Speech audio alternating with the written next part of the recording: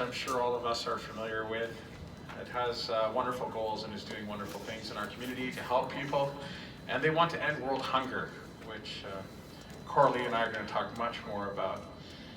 She's also the creator of 10 Talks, where we all are today, an author, a motivational speaker. She's a former national athlete. I don't know if you've seen her in her football gear, but it's very intimidating. She's struggled with bipolar disorder and addictions with drugs, bulimia, and all of these things have turned her into the wonderful, open-hearted person that she is today. She's an advocate for mental health and addiction recovery. A humanitarian at heart, Kora-lea has dedicated her life to helping others, and we thank you so much for that. She believes that we are all gifted, we just need to be lifted. Kora-lea Vidal.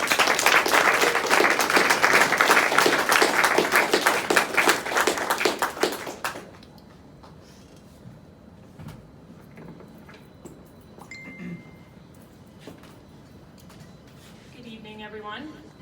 So today is a special day, and not just because of this event.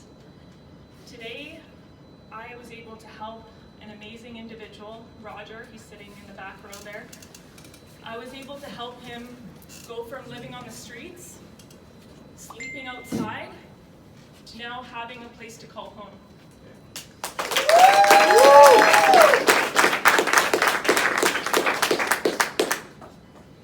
Now, when most people think of the Psych Ward, they think of a place with padded walls and straight jackets and a bunch of crazy people roaming the halls.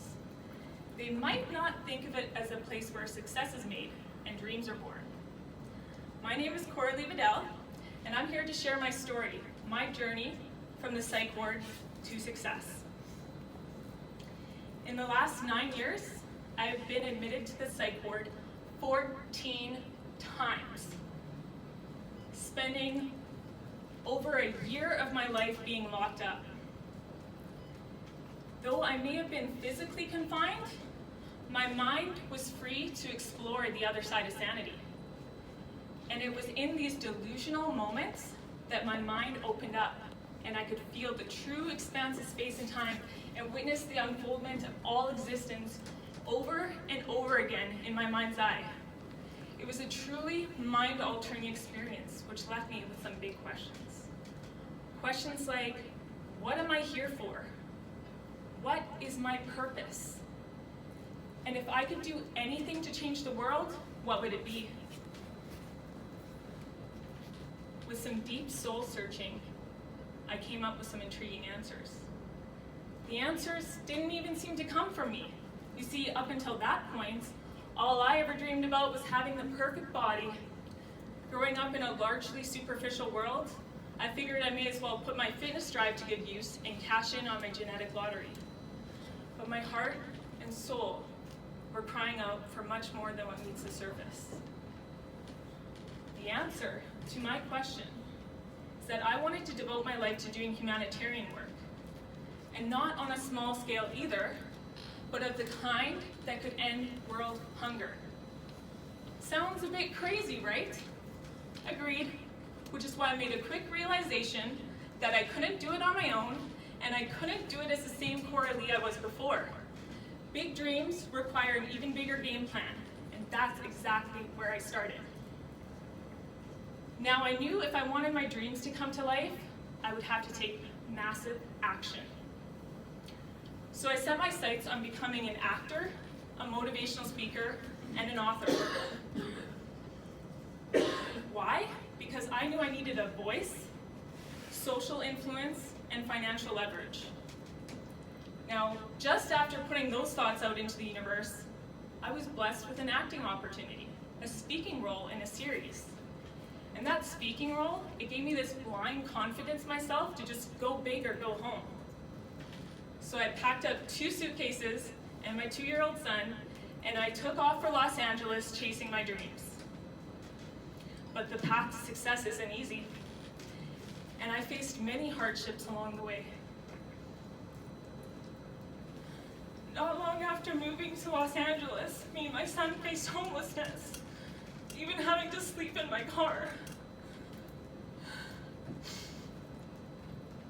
But that didn't stop me. I wasn't gonna give up on my dream just because things weren't easy. So I toughed it out. I stuck it out there. And I was in Los Angeles for another 6 months, but you know what? I didn't catch my big break. The timing wasn't right. So I had to move back to Canada. And shortly after I moved back to Canada, I lost my mind again. And this time proved more detrimental than the last. This time, I was put on this heavy drug called risperidone, which is basically a horse tranquilizer. And it just sucked the life right out of me. I would sleep 14 to 16 hours a day. I gained 20 pounds in a month. And I went through this depressed fog. After 8 months of that hell, my psychiatrist finally switched my meds. And upon doing so, it's like I could breathe again. And it's like this weight was lifted off of me, and I saw my dreams again, and I believed that they were possible. And then with these dreams, I decided, you know what, I'm gonna focus again on being a motivational speaker, because I felt I really had a story and a message to share with this world. But after moving back to Edmonton, I found that no one was calling me up offering me speaking gigs. So I was like, why am I gonna wait for these opportunities to happen? Why don't I meet my dreams halfway and create a speaking platform for myself? And that's when Live Lifted was born. Live Lifted, the humanitarian movement that will one day end world hunger. If I have it my way. And that's how 10 Talks came to life as well. Shortly after I came up with this grand idea and this grand scheme, guess what? I had another manic episode. Again. And this time, I'm speeding down the highway. Cops are chasing me, lights are flashing. I'm not stopping for nobody. And then I get this bright idea in my head to stop for candy. Typical Kora behavior, but anyways, as I'm walking down the candy aisle, the cop comes and places me in handcuffs, and I'm arrested and put back into the Psych Ward. But you know what? Life gives you either lessons or blessings.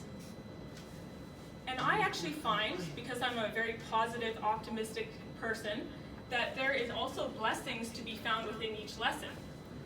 So the lesson here is that I should avoid my sugar cravings. No, the real lesson here is that my husband left me because I have bipolar disorder, and my son was placed in a foster home for almost a year. The blessing in this lesson is that he went to an incredible foster home with an incredible foster mom who is still a part of his life to this day. Shout out to Carrie.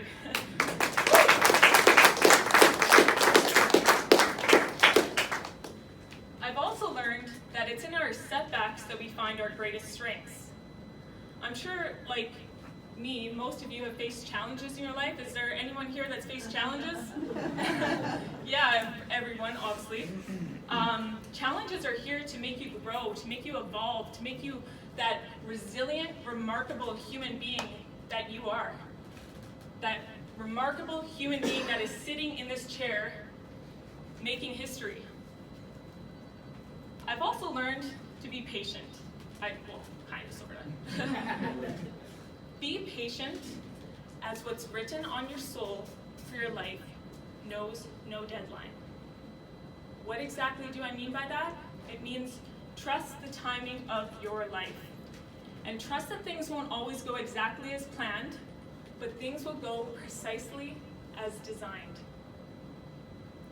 It's been 4 years since I had that grandiose dream to end world hunger, and unfortunately, that dream hasn't come true. That's why I need each and every one of you to help me.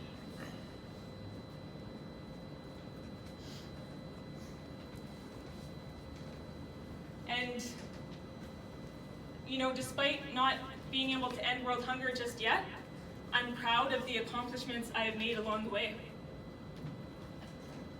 landing a speaking role in that TV series. Oh, and you know that book I said I was going to write? Well, I wrote it. It's called Lifted, How I Hope You're Feeling After Tonight.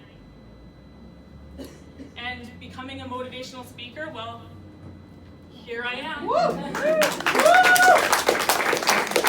I can assure you, this will not be the last stage I will ever be on. So through all the highs and lows, the ups and downs, the manic and depressed episodes, I can honestly say I've come out a success, at least in the way I define it, because success to me isn't about being labeled a speaker, an author, an actor. Success is so much more than that. Success is how you feel about yourself at the end of the day. Success is being able to look in the mirror and be proud of the person that you are. Success is not about how much money you have in your bank account.